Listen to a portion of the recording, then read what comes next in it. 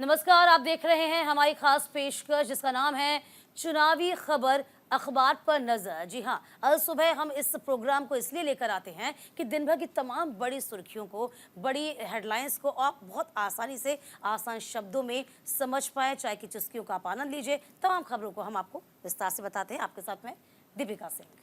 नमस्कार, आपके साथ मैं हूं चारुल शर्मा। चुनावी खबर अखबार पर नजर, यानी वो तमाम हेडलाइंस जो एक दिन पहले जिनके बारे में हर बड़े नेता ने बात करी, या वो तमाम खबरें जो कि सुर्खियों में बनी रही, उन्हीं के साथ हम लोग हाजिर होते हैं। तो चलिए शुरुआत करते हैं और सबसे पहले बात प्रधानमंत्री नरेंद्र मोदी की करेंगे।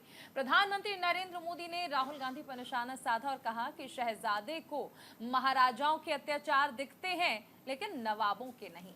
तो देखिए, राहुल गांधी ने इसकी शुरुआत की थी जब उन्होंने कहा था कि राजा महाराजा जिसकी जमीन चाहते थे लूट लेते थे। अब प्रधानमंत्री नरेंद्र मोदी ने इस पर निशाना साधा है। देखिए, ये जो खबर है ये आप टेलीविजन स्क्रीन पर देख सकते हो। दीपिका आपको ये खबर दिखा भी रही है। दैनिक जागरण ने इसे प्रमुखता से छापा है। देखिए, शहजादे ने महाराजाओं का अपमान किया लेकिन नवाबों के अत्याचार पर चुप है मोदी। क्या कुछ कहा है, जरा ये भी आपको बता देते हैं।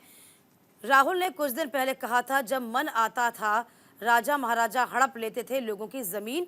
हुबली हत्याकांड का जिक्र करते हुए कहा, कर्नाटक के कानून व्यवस्था को लेकर देश भर में चिंता। राम मंदिर के कार्यक्रम का न्योता ठुकराने वालों को नकार देगी मतदाता। देखिए, 2014 से पहले सत्ता के गलियारों में था दलालों का राज। ये तमाम बड़ी बातें किस तरीके से प्रधानमंत्री नरेंद्र मोदी कहते नजर आए हैं। देखिए, चारुल, आपको याद होगा किस तरीके से यहाँ पर एक इंटरव्यू के दौरान कहा गया था कांग्रेस की ओर से भी, कांग्रेस के तमाम बड़े नेता की ओर से, किस तरीके से यदि विदेश में होते तो विदेश में होता है कि 40% जो ज़मीन है वो ले ली जाती है, और इसी को कहीं ना कहीं निशाना बनाया है अब बीजेपी खुले मंच से ये साफ तौर पर कह रही है कि आपके द्वारा जो कमाई संपत्ति है, अर्जित की हुई संपत्ति है, उसको कहीं ना कहीं कांग्रेस जो है वो हड़पना चाहती है। ये कांग्रेस की साजिश है।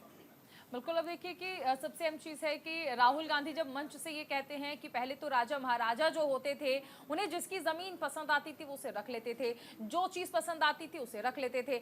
यानी इस बयान के बाद आप समझिए कि जो राजपूत समाज है वो राहुल गांधी के विरोध में उतर आता है। लेकिन इस पर प्रधानमंत्री नरेंद्र मोदी कटाक्ष करते हुए कहते हैं कि राहुल गांधी को जो शहजादे हैं कांग्रेस के, उन्हें आखिर नवाबों के जो जुल्म थे वो नजर क्यों नहीं आए।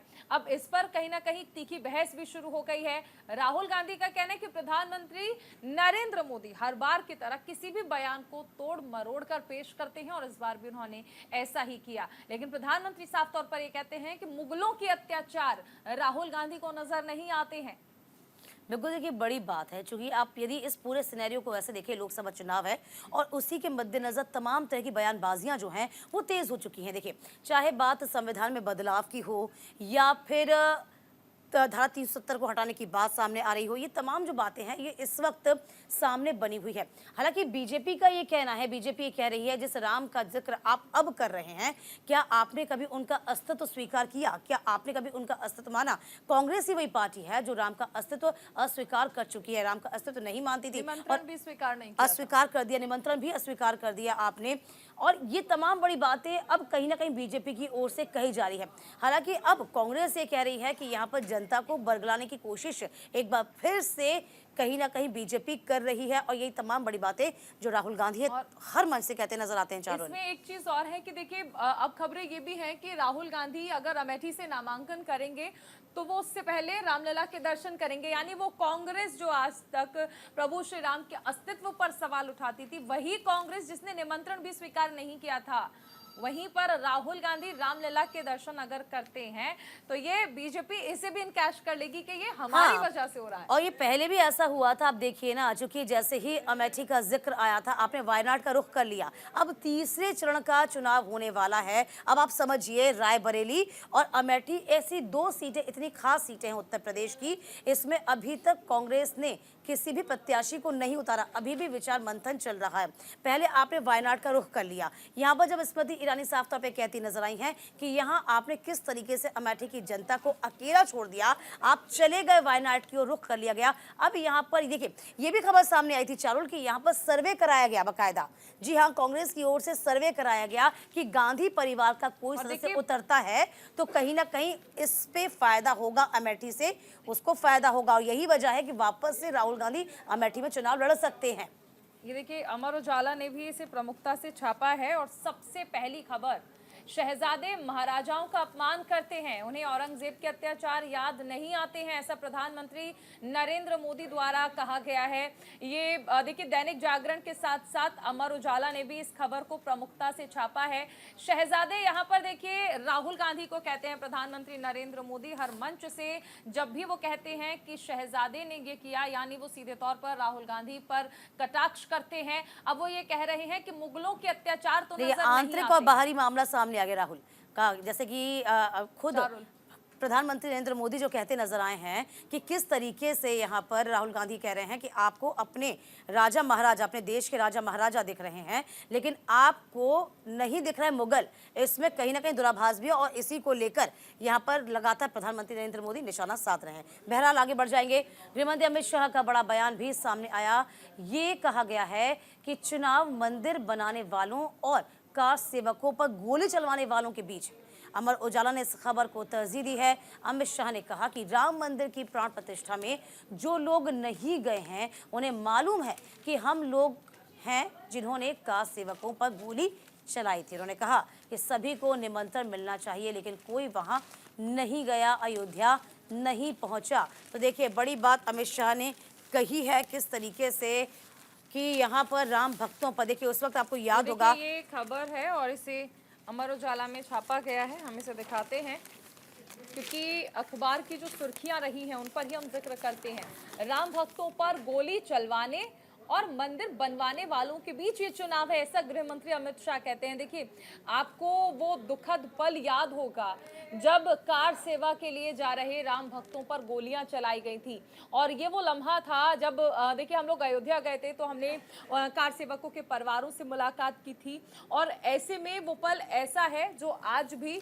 जो कार सेवकों के परिवार हैं उनके जख्मों को हरा कर देता है जब जब इस पल का जिक्र किया जाता है। अब गृह मंत्री अमित शाह कहते हैं कि ये चुनाव क्या है, ये चुनाव उन लोगों के बीच है, यानी एक तरफ कार सेवकों पर गोलियां चलवाने वाले तो दूसरी तरफ भारतीय जनता पार्टी है जिसने राम मंदिर बनवाया है। तो अब आप ये देखिए कि ये चुनाव जो है वो दो पक्ष बना दिए गए हैं गृह मंत्री अमित शाह। अब आप देखिए ना किस तरीके से किस जगह इस बात को बोला गया। आप समझिए कासगंज, मैनपुरी, इटावा में जनसभा कर रहे थे और शाह ने उस बीच ये बात रखी। आपको याद होगा ये जो 3 गढ़ हैं जिसमें हम कासगंज का जिक्र करते हैं, मैनपुरी का और इटावा का, कहा जाता है समाजवादी पार्टी का एक गढ़ रहा है और कहीं ना कहीं यहाँ से हुंकार भरते हुए नजर आए हैं अमित शाह। और इससे पहले आप समझिए जब ये पूरा मामला सामने आया था, 90 का दशक था, तब कहीं ना कहीं मुलायम सिंह की सरकार थी, समाजवादी पार्टी की सरकार थी, और ये शुरू से ही बीजेपी कहती नजर आई है कि ये जो आदेश दिया गया था गोली चलवाने का वो मुलायम सिंह की ओर से दिया गया था। और जब राम मंदिर का न्योता भेजा गया था INDIA को, कांग्रेस को, तमाम विपक्षी दलों को, तो उन्होंने कहा था कि किस तरीके से ये मौका है समाजवादी पार्टी के लिए, अखिलेश यादव के लिए कि आप अपनी कारगुजारी के लिए माफी मांगिए। तो ये बड़ी बात कही गई है। 3 ये कह सकते हैं कि उत्तर प्रदेश के 3 प्रमुख जिलों को साधने की कोशिश भी हम कह सकते हैं चारुल की गई है अमित शाह की ओर से। तो फिलहाल अब देखना बहुत दिलचस्प होगा कि क्या इस पूरी बयानबाजी पर प्रतिक्रिया अब देखने को मिल पाएगी। बिल्कुल, देखिए राम मंदिर एक प्रमुख मुद्दा बन गया है लोकसभा चुनाव के लिए, और ऐसे में हम देखते हैं कि गृह मंत्री अमित शाह ये कहते हैं कि कार सेवकों पर गोलियां चलाने वाले और राम मंदिर बनवाने वालों के बीच चुनाव हो रहा है। और ऐसे में कहीं ना कहीं देखिए सनातन की जो भावनाएं हैं वो राम मंदिर से इस कदर जुड़ी हैं कि 22 जनवरी से लेकर आज तक वहां पर करोड़ों लोग दर्शन कर चुके हैं। हर रोज लाखों की संख्या में, लाखों की तादाद में जो दर्शनार्थी हैं वो रामलला के दर्शन के लिए पहुंच रहे हैं। इससे समझ सकते हैं कि ये कितना बड़ा मुद्दा है जिससे भारतीय जनता पार्टी जिसका क्रेडिट लगातार ले रही है, लेकिन विपक्ष पर भी निशाना साधती है। कहते हैं कि कार सेवकों पर गोलियां चलाने वाले और राम मंदिर बनवाने वालों के बीच चुनाव हो रहा है, इसलिए बेहद अहम हो जाता है और इसका क्रेडिट देखिए हर मंच से लिया जाता है और ये भी बताया जाता है। देखिए क्रेडिट की बात नहीं है, देखिए जिस तरह से 500 साल का ये क्योंकि पीढ़ियां गुजर गई, आप ऐसा ऐसे समझिए ना, बिल्कुल साफ शब्दों में, स्पष्ट शब्दों में समझिए, एक ऐसा मंदिर, क्या हमारे देश में मंदिर बनाने का हमें अधिकार नहीं है? कैसे आप कह सकते हैं कि रामलला की ये भूमि नहीं है? क्या उस जगह को आप बदल देंगे? आप ये बताइए। 500 साल का था इतिहास, और 500 साल में किस तरीके से लगातार ये इंतजार किया गया, पीढ़ियां बदल गई, लोगों की पीढ़ियां बदल गई इस इंतजार में कि कब रामलला का मंदिर बनेगा। आपको याद होगा 90 का दशक, जिसमें साफ तौर पर जब बीजेपी के पास 2 सांसद थे, उसके ऐसे 270 आए, तब 2 सांसद थे, तब भी बीजेपी ने ये कहा था कि राम मंदिर हम बनाएंगे, ये मैनिफेस्टो में कहा गया। आज उसी बात को जब बीजेपी साबित कर देती है तो जाहिर सी बात है ना चारुल, खुले मन से वो उठाएगी कि मैनिफेस्टो में हमने शुरू से रखा था राम मंदिर का मुद्दा, तो आज हमने राम मंदिर बना के खड़ा भी कर दिया, जाहिर सी बात है। चारुल आगे बढ़िए। बिल्कुल, चलिए आगे बढ़ते हैं। रक्षा मंत्री राजनाथ सिंह की बात करते हैं, जिन्होंने बड़ा बयान दिया। कहा चीन के साथ अच्छे माहौल में बातचीत हो रही है। दैनिक जागरण ने इस खबर को प्रमुखता से छापा है। तो भारत के रक्षा मंत्री राजनाथ सिंह ने कहा कि चीन के साथ वार्ता अच्छे माहौल में चल रही है।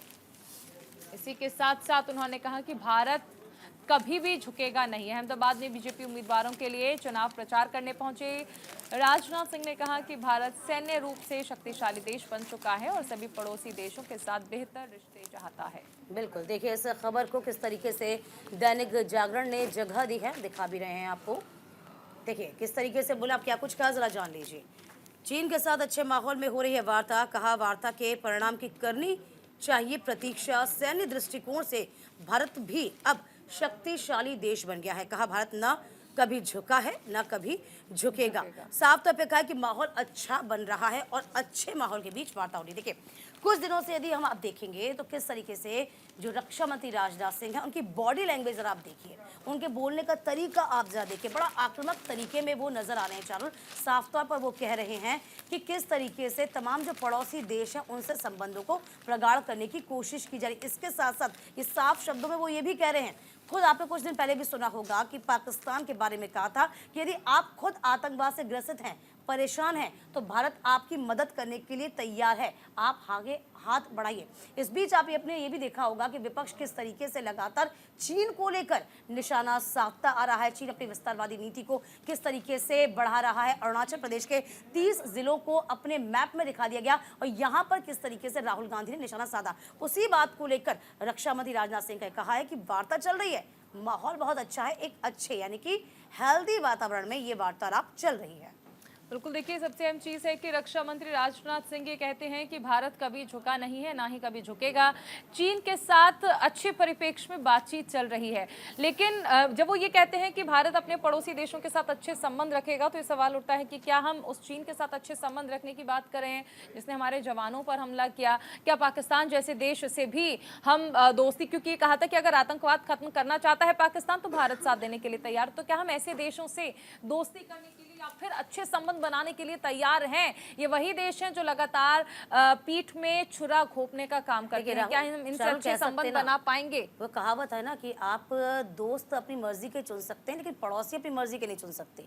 पड़ोसी तो बदले नहीं जा सकते, किस तरीके से अलर्ट तो रहा जा सकता है, अलर्ट कहा जा सकता है, लेकिन आप इनको नकार नहीं सकते।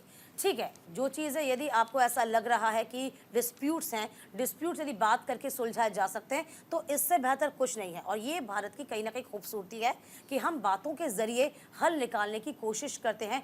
एक बार नहीं, दो बार नहीं, कई बार मौका पाकिस्तान को दिया गया है। ये तो वसुधैव कुटुंबकम की नीति भारत की है, लेकिन पाकिस्तान जैसे देश के साथ अगर हम इस नीति पर काम करते हैं तो लगता नहीं कि बहुत ज्यादा कारगर साबित होगी, क्योंकि पाकिस्तान में कहा जा सकता है कि लगातार उसकी आदत में ही है धोखा देना। आपका काम डसना होता है, जाहिर सी बात है। हमारा काम यह है कि हम किस तरीके से उसको हैंडल कर पाएं। बहरहाल चलिए बढ़ते हैं आगे। दिल्ली प्रदेश अध्यक्ष अरविंद लवली ने इस्तीफा दिया। कहा पार्टी के कई जो पदाधिकारी हैं काम नहीं कर रहे हैं। दैनिक भास्कर ने इस खबर को छापा। लोकसभा चुनाव से पहले किस तरीके से कांग्रेस को इसमें बड़ा झटका लगता नजर आया है। अरविंदर सिंह लवली ने इस्तीफा दिया है और लवली ने कांग्रेस के राष्ट्रीय अध्यक्ष मल्लिकार्जुन खड़गे को इस्तीफा सौंप दिया है, जिसमें उन्होंने नाराजगी जताई। पत्र में लिखा कि दिल्ली कांग्रेस इकाई उस पार्टी के साथ गठबंधन के खिलाफ थी जो कांग्रेस के खिलाफ झूठे, मनगढ़ंत और दुर्भावनापूर्ण भ्रष्टाचार के आरोप लगाने के एकमात्र आधार पर बनी थी, और इसके बावजूद पार्टी ने दिल्ली में आम आदमी पार्टी के साथ गठबंधन का निर्णय लिया। देखिए झटके पे झटका मिला जा रहा है। अरविंदर सिंह लवली का दिल्ली कांग्रेस के अध्यक्ष पद से इस्तीफा। और देखिए, न सिर्फ इस्तीफा दिया बल्कि गंभीर आरोप भी लगाए। कांग्रेस शीर्ष नेतृत्व ने दीपक बावरिया को तलब किया। देखिए, इस्तीफे से नाराज भी हुए और इसके बाद दीपक बावरिया को तलब किया गया। दिल्ली कांग्रेस पर संकट के बादल अब छा गए हैं। देखिए, अपनी जमीन को लगातार कह सकते हैं कि कांग्रेस तलाश जरूर रही है। INDA गठबंधन बन रहा है, लेकिन जब हम दिल्ली का जिक्र करते हैं तो साफ तौर पे आप देखिए, कभी जो लड़ाई का बीजेपी और कांग्रेस के बीच में हुआ करती थी, आज वो लड़ाई आम आदमी पार्टी और बीजेपी के बीच में साफ तौर पर नजर आ रही है। एक एक करके तमाम जो बड़े चेहरे हैं वो कांग्रेस से किनारा कर रहे हैं।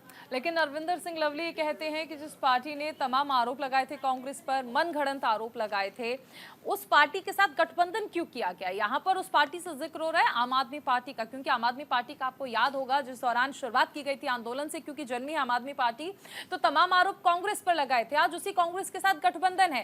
तो आप यहाँ से ये समझिए कि आम आदमी पार्टी और कांग्रेस ने गठबंधन भले ही बना लिया है, आप जनता के बीच जाकर ये बात कर रहे हैं कि आप दोनों एक साथ हैं, लेकिन आप समझिए कि आपके अपने मंत्री, आपके अपने नेता इस बात को स्वीकार नहीं कर पा रहे। ये जो स्थिति खाली दिल्ली की नहीं है चारुल, आप जरा पंजाब का रुख करिए। वहाँ पंजाब तो में जरा साथ में है ही नहीं, कंडीशन लगता ही देखिए नहीं है। आप कि आपको लगेगा ही नहीं कि INDA गठबंधन है ये, यानी कि दोनों पार्टियां एक हैं। और यही एक बड़ी वजह रही ना कि सीट शेयरिंग पर बात आपकी नहीं बन पाई।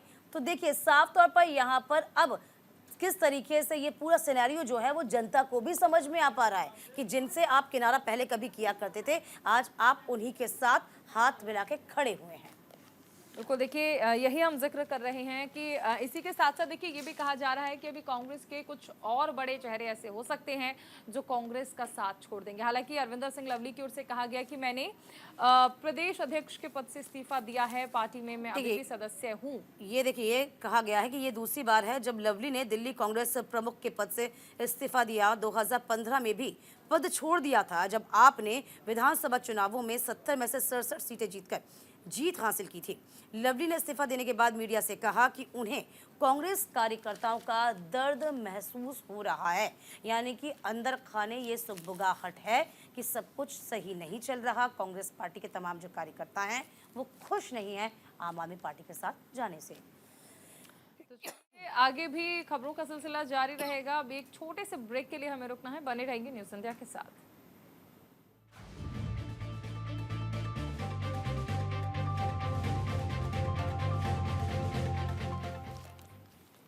स्वागत है आपका। ब्रेक के बाद बढ़ेंगे खबरों में आगे। पूर्व प्रधानमंत्री HD देवेगौड़ा के बेटे और पोते पर यौन शोषण का मामला दर्ज हुआ। अमर उजाला ने इस खबर को छापा है।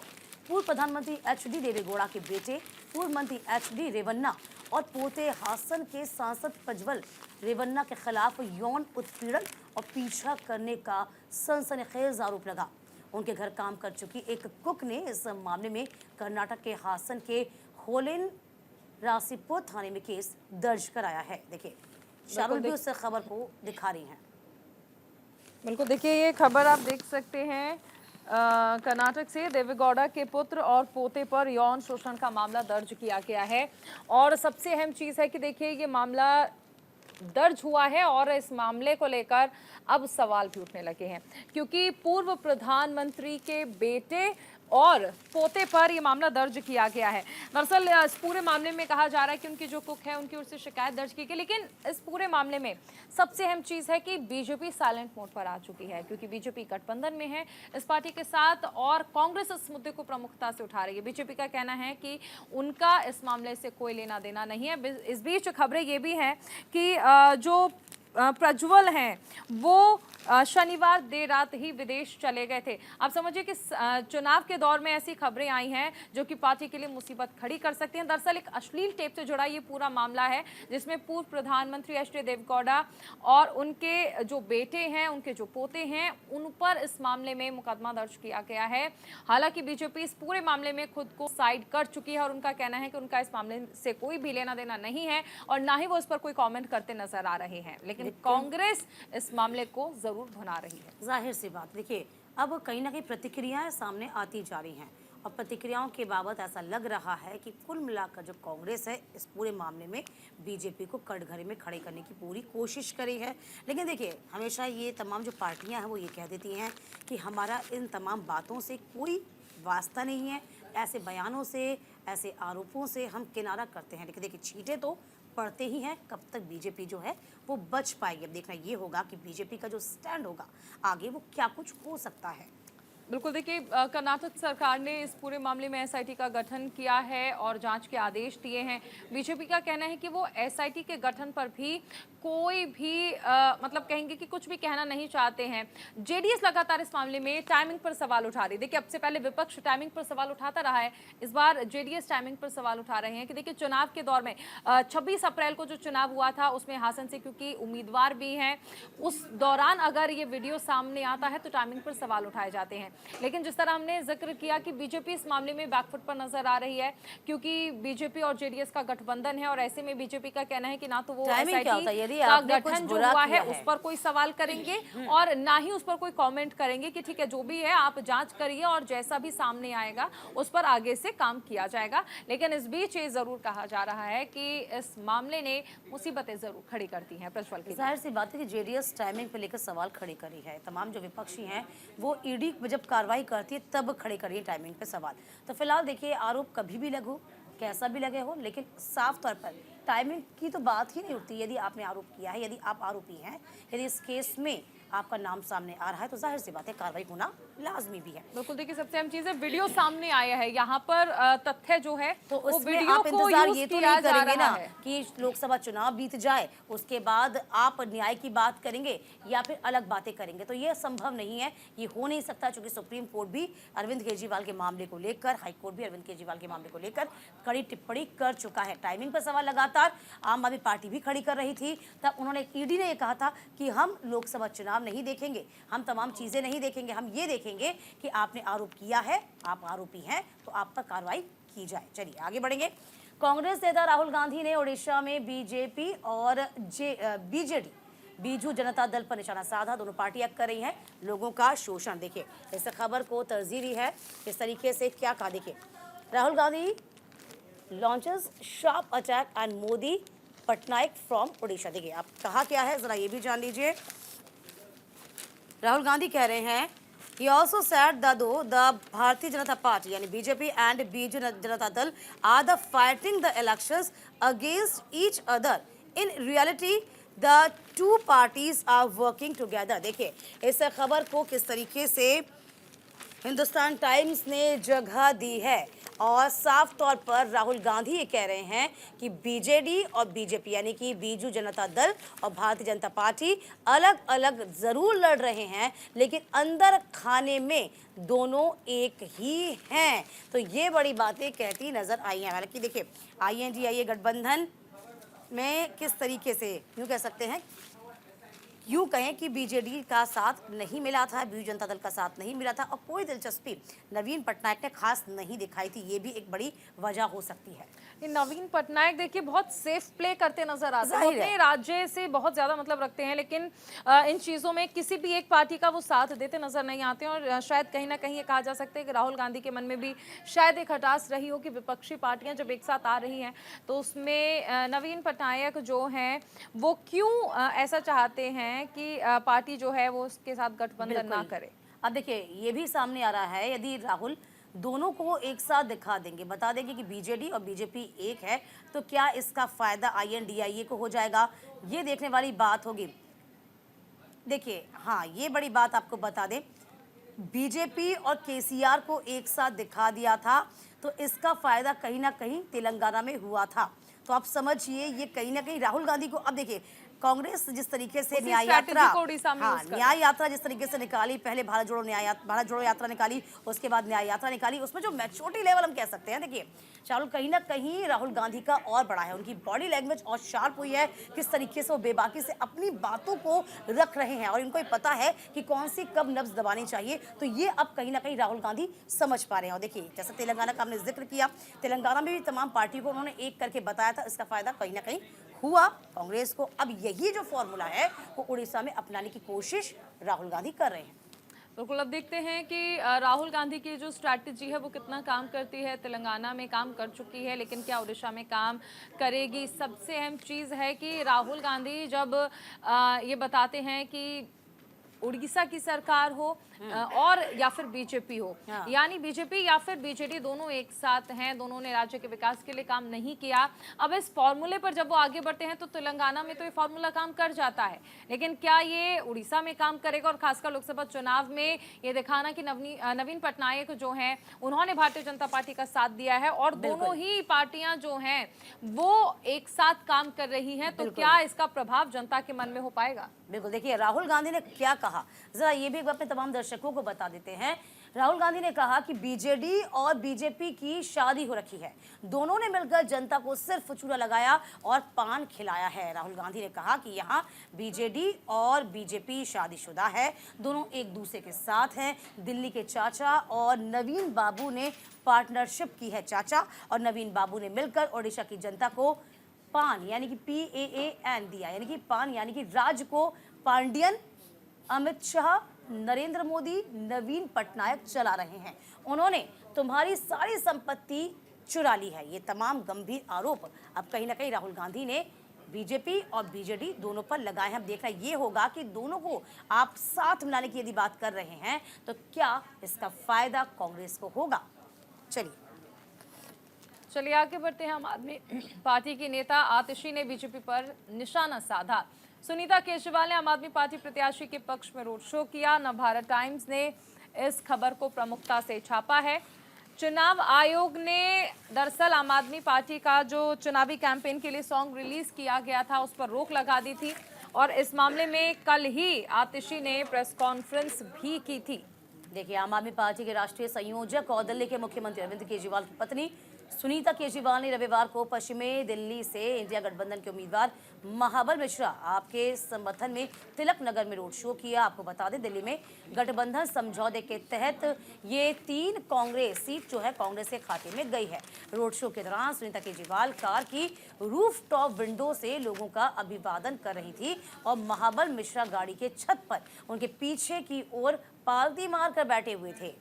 देखिए ये खबर है और इसे प्रमुखता से दिखाया गया है और आप देख सकते हैं कैंपेन सॉन्ग पर रोक लगाए जाने से आतिशी भड़कती नजर आई हैं।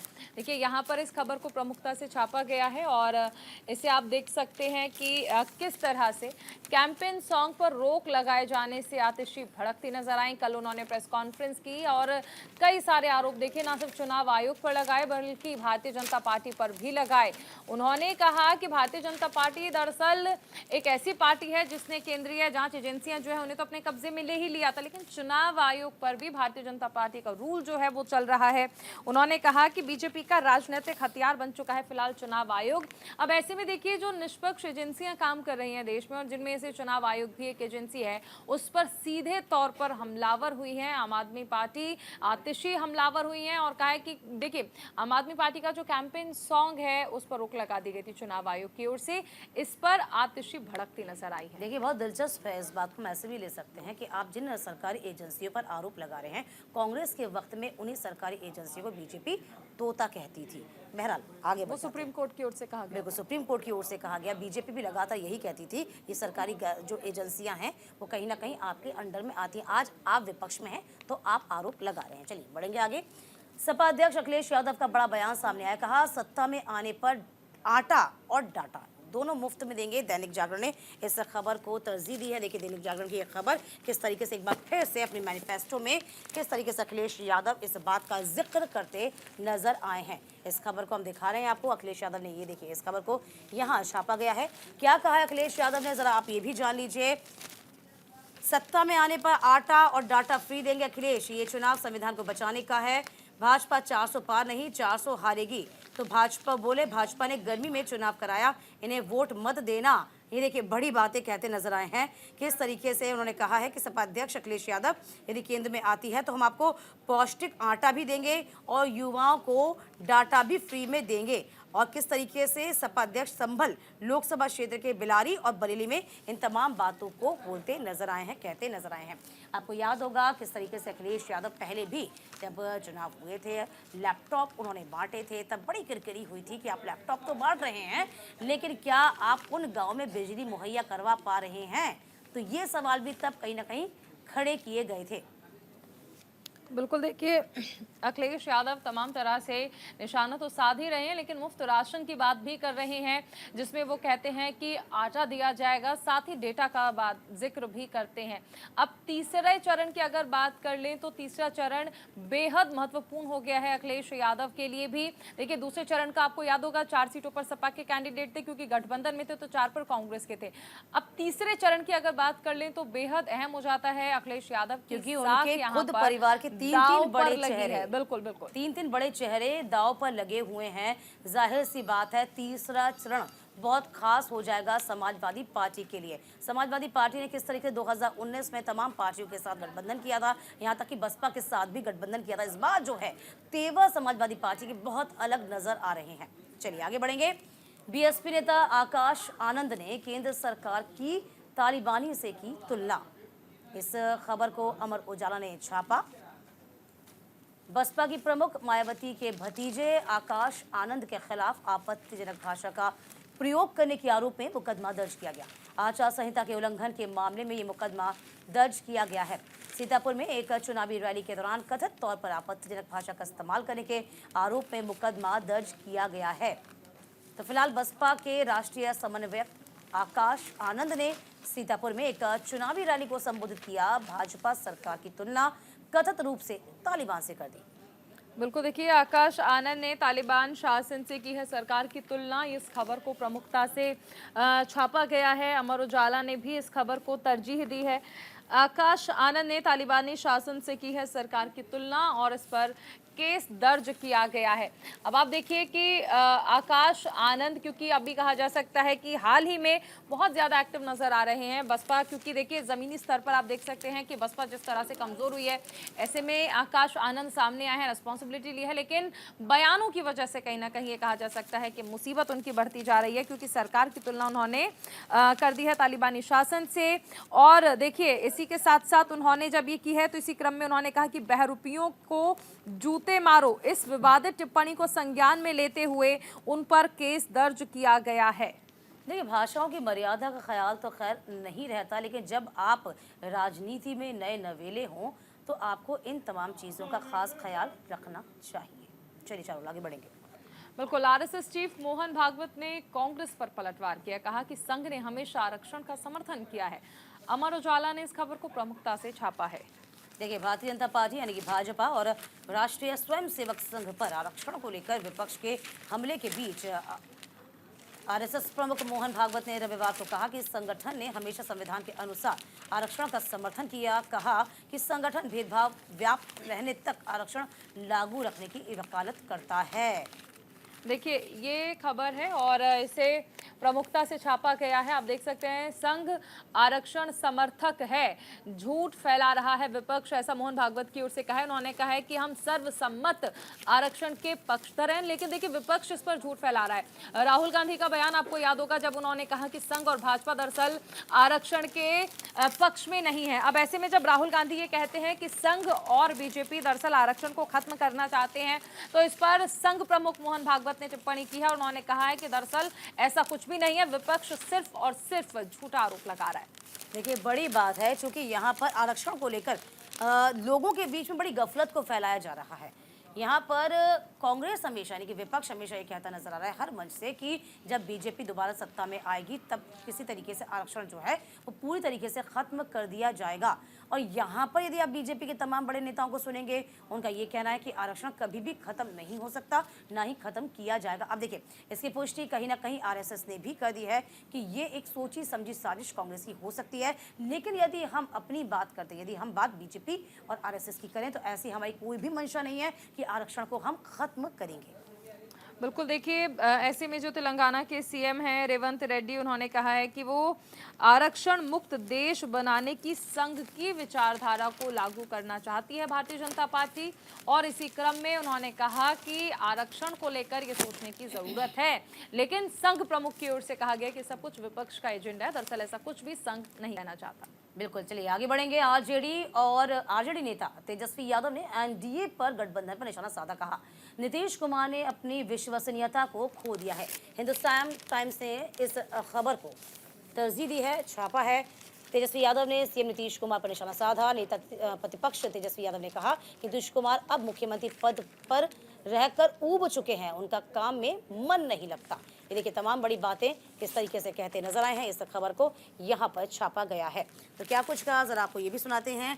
Hindus was affect by the price rise and unemployment says Tejashwi Yadav. तो देखिए साफ तौर पर आप समझिए इस बात को, किस तरीके तेजस्वी यादव ये तभी से ज्यादा मुखर हो गए हैं जब जेडीयू का साथ छूटा है, यानी कि जेडीयू ने आरजेडी का साथ छोड़कर वापस से बीजेपी का दामन थाम लिया। तब यहाँ पर उनके बारे में हमेशा से हर मंच से तेजस्वी यादव ये कहते नजर आए हैं कि अब कहीं ना कहीं नीतीश कुमार जो है अपनी विश्वसनीयता को पूरी तौर से खो चुके हैं और धीरे धीरे जनता के बीच में जो विश्वास था वो विश्वास अब कम होता जा रहा है। बिल्कुल, देखिए बिहार में तो ये कहा भी जाता है कि सरकार किसी की भी हो, मुख्यमंत्री नीतीश कुमार ही होते हैं। अब इस स्ट्रैटेजी को लेकर तेजस्वी यादव ने निशाना साधा है और उन्होंने कहा कि देखिए नीतीश कुमार अपनी विश्वसनीयता खोते जा रहे हैं। लेकिन क्या वाकई नीतीश कुमार ने अपनी विश्वसनीयता खो दी है? ये अब जब चुनाव होंगे, 4 जून को नतीजे आएंगे तो इस पर और ज्यादा मुहर लग जाएगी कि आखिर किसकी बात सच्ची है। लेकिन ये जरूरी है कि जेडीयू के जो नेता हैं वो भी देखिए प्रधानमंत्री मोदी का चेहरा यूज करें, नीतीश कुमार का नहीं। यानी कहीं ना कहीं इसी बात को लेकर कहा जा सकता है कि तेजस्वी यादव ने निशाना साधा होगा। पूरे यदि साफ तौर पर बीजेपी तो कह ही रही है कि ये चुनाव मोदी की गारंटी है, हम मोदी की गारंटी देंगे, यानी कि अब की बार यदि हम आएंगे जो भी मैनिफेस्टो में हमने वादे किए हैं ये मोदी की गारंटी है। कम से कम प्रधानमंत्री मोदी का चेहरा सामने है। यहाँ यदि आप INDI गठबंधन को देख लीजिए, चेहरा किसके पास है? आपके पास का चेहरा है? कोई चेहरा है, कोई लेंथ है आपके पास, कोई विजन है आपके पास? यहाँ INDI गठबंधन जो मात खाती जा रही है चारुल, वो यही मात खाती जा रही है। अब यहाँ पर यदि हम दूसरी ओर देखें तो बिहार में नीतीश के खिलाफ जो एंटी इनकम्बेंसी बनती जा रही है, क्या वाकई में वो एंटी इनकम्बेंसी है? यदि है तो उसे भुनाने की पूरी कोशिश यहाँ पर तेजस्वी यादव अब कर रहे हैं। बिल्कुल, एंटी इनकम्बेंसी की बात कर रहे हैं तो ऐसे में सबसे ज़्यादा ज़रूरी है कि बीजेपी ये चाह रही है कि अगर कुछ है ऐसा तो उसे भी पॉजिटिव ले लिया जाए। इसीलिए प्रधानमंत्री नरेंद्र मोदी के चेहरे का ज़्यादा इस्तेमाल किया जा रहा है चुनावी दौर में, चुनावी प्रचार में, और इसीलिए नीतीश कुमार की विश्वसनीयता पर सवाल उठाए जा रहे हैं तेजस्वी यादव की ओर से। उन्होंने कहा है कि विश्वसनीयता कम से कम जनता के बीच तो खो चुके हैं नीतीश कुमार, और ये चुनाव के दौर में एक बड़ा सवाल उठता है कि क्या वाकई नीतीश कुमार, जो कहा भी जाता है बिहार में कि सरकार किसी की भी, मुख्यमंत्री नीतीश कुमार होते हैं, क्या वाकई अपनी विश्वसनीयता खोते जा रहे हैं? चलिए आगे बढ़ते हैं। शिवसेना बाला साहब ठाकरे नेता उद्धव ठाकरे ने बीजेपी पर निशाना साध दिया। कहा मोदी को वोट देना मतलब विंध्यवस को वोट देना। हिंदुस्तान टाइम्स ने इस खबर को छापा है। विध्वंस को वोट देना है, ये तो फिलहाल आपको बता दें इस खबर को तरजीह दी गई है, किस तरीके से छापा गया है। तो फिलहाल आपको बता दें कहा गया है कि लॉन्ड्रिंग के आरोपी कृपा शंकर सिंह जैसे लोग शामिल थे शिवसेना यानी कि यूबीटी में, और इसी बात को उद्धव ठाकरे ने इसी सूची से नितिन गडकरी जैसे वरिष्ठ नेताओं को बाहर करने का आश्चर्य व्यक्त किया है। तमाम बड़ी बातें जो हैं वह कहते नजर आए हैं। चलो बिल्कुल, देखिए उद्धव ठाकरे, देखिए सबसे अहम चीज़ है कि ठाकरे परिवार को लेकर महाराष्ट्र की राजनीति में एक अलग चेहरा रहा है। उद्धव ठाकरे का कांग्रेस से हाथ मिलाना तमाम सवाल पहले ही खड़े कर रहा था, और क्योंकि अभी देखिए कहा भी जा सकता है कि गठबंधन में सरकार है। बाला साहब ठाकरे जो कहते थे कि कुछ भी हो जाए, पार्टी भले ही खत्म कर दी जाए लेकिन कांग्रेस से कभी हाथ नहीं मिलाएंगे, आज उनके साथ हाथ मिलाया हुआ है। तो इसको लेकर भी निशाना जो है वो साधा जा रहा है। लेकिन इस बीच ये जो बयानबाजी का दौर है वो और ज्यादा बढ़ गया है कि आप नरेंद्र मोदी को वोट देते हैं यानी आप विध्वंस को वोट देते हैं, और ये वो पार्टी कह रही है, ये वो उद्धव ठाकरे कह रहे हैं जो कि गठबंधन में सरकार के साथ रह चुके हैं महाराष्ट्र में। और देखिए बड़ी बात ये भी है, कहीं ना कहीं जो राह आसान है वो बीजेपी के लिए और शिंदे गुट के लिए भी नहीं होगी, क्योंकि यहाँ पर उद्धव ठाकरे एक चेहरा है, एक फेस है जो कि जनता के बीच वेल नोन है। अब यहाँ पर शिंदे गुट के लिए भी बन जाएगा कि आप अपने चेहरे को कैसे रिप्रेजेंट कर पाते हैं, क्या आप कमाल महाराष्ट्र में दिखा पाते हैं। लेकिन उद्धव ठाकरे को ये जो फूट पड़ी है, ये जो टूट हुई है पार्टी में, इसका सिंपैथी वोट मिल पाएगा या नहीं, ये भी बड़ा सवाल है। बड़ी बात एनसीपी की भी है, एनसीपी भी अब दो फाड़ हो चुकी है। अब यहाँ पर जो दिक्कतें हैं वो दुगनी बनी हुई हैं कहीं ना कहीं उद्धव ठाकरे गुट के लिए, और यूँ कह सकते हैं महाअघाड़ी विकास दल के लिए भी। तो फिलहाल देखना ये होगा कि क्या जो बातें उद्धव ठाकरे अब खुले मंच से कह रहे हैं प्रधानमंत्री नरेंद्र मोदी के खिलाफ, क्या वो तमाम बातें उनके वोटों को बढ़ा पाएंगी, ये देखना बहुत दिलचस्प हो जाएगा। चलिए आगे बढ़ते हैं।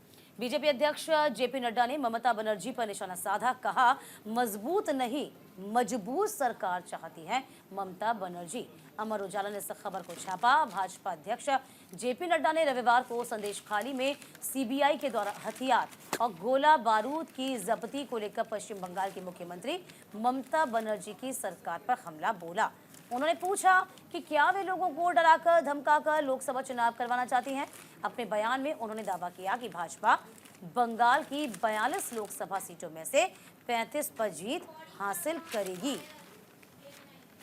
देखिए, सबसे अहम चीज़ है कि यहाँ पर जेपी नड्डा ये कहते हैं कि मजबूत नहीं मजबूर सरकार चाहती हैं ममता बनर्जी, और इस खबर को अमर उजाला में छापा गया है, प्रमुखता दी गई है। सबसे पहले तो वो कहते हैं जहाँ गूंजना चाहिए था रविंद्र संगीत, वहाँ मिले बम और पिस्टल, ऐसा नड्डा की ओर से कहा गया। इसी के साथ साथ उन्होंने ये भी कहा कि मजबूर सरकार चाहती हैं ममता बनर्जी। देखिए, कई सारे मुद्दे ऐसे हैं कि मजबूरी में अगर सरकार चलेगी तो क्या वाकई सरकार चल पाएगी। बीजेपी अध्यक्ष का ये बयान आखिर किस ओर इशारा करता है? बिगड़ती कानून व्यवस्था को लेकर इशारा करता है।